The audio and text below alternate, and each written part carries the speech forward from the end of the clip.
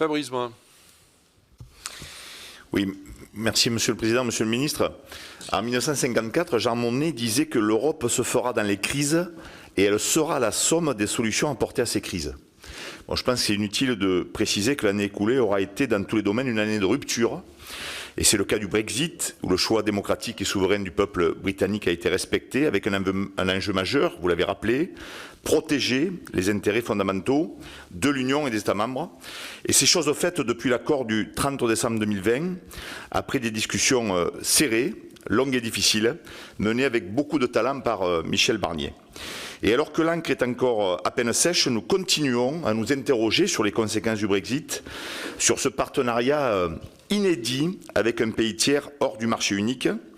En tout cas, une chose est sûre, c'est que l'absence d'accord aurait constitué une catastrophe pour les pêcheurs qui auraient soudainement perdu l'accès aux eaux britanniques, même si nous l'avons vu notamment la semaine dernière avec Michel Barnier, le président Ward le rappelait, la vigilance là aussi s'impose, notamment en termes de clauses de revoyure. Et finalement pour toutes nos entreprises exportatrices qui auraient dû faire face à des droits de douane très pénalisants. Je le rappelle en qualité de rapporteur du commerce extérieur, la France a un excédent commercial de plus de 10 milliards d'euros avec le Royaume-Uni. Et c'est dire, Monsieur le Ministre, si les questions qui concernent votre périmètre ministériel sont importantes, l'absence de tarifs douaniers et de quotas n'empêchera pas des surcoûts importants pour les opérations d'export.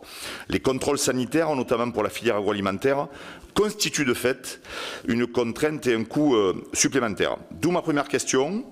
Comment la France compte-t-elle aider ces entreprises à maintenir leur position, voire à la développer dans le Royaume-Uni?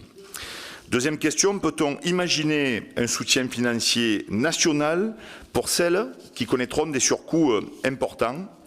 Et enfin, plus généralement, quels sont les mécanismes de gouvernance pour décider de la politique de contrôle douanier des différents États?